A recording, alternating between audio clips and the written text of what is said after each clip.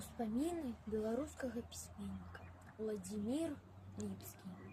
Згарэлыя цацкі. Нашу вёску шоўкаўцы спалілі на сёмай. Гэта было ў нядзелю. Раніцай, калі людзі толькі прачнуліся і хацелі апять снедаць, хоць не было чым карміць дзяцей, у вёску уляцеў на кані партызанскі разведчык. Ён крычаў усім: «Ратуйцеся, вас будуць паліць!» Усе людзі пачалі збірацца. Моя маці укутала мяне малога у посцілку.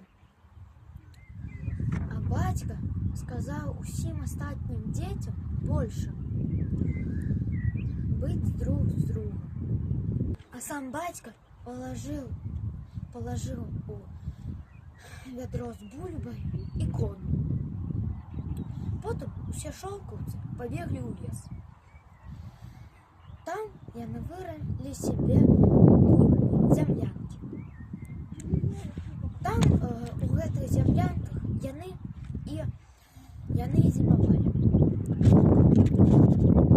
Пыталі, елі яны тое, што Бог пашле, ці што знойдзець у лесе. Вясною, калі гэта ўсё вясною усе вярнуліся у свае хаты. Яны пачалі будаваць новыя хаты. Моя маці успамінала, як пачалася страляніна, як прыстрэлілі людзей, напрыклад, як бацька 4 дзяцей, якому было 82 гады, ці мнагадзетная маці, якой было 73. А яшчэ маці, у якой было 8 дзяцей, якой было 67 гадоў. Моя маці яшчэ ўспамінала, як карнікі наляцелі на нашу вёску, як саранча. Калі мы зайшлі у нашу хату згарэлую, я наўзрыд заплакаў і спытаўся ў маці: «А дзе мае цацкі?» Там ляжалі только вугаль, попел і галавешкі.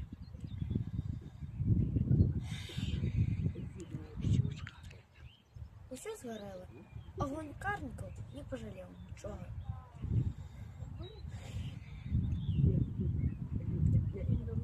Я до сих пор Аўтар до сих пор любіць цацкі. Ён гуляе са сваімі унучкамі.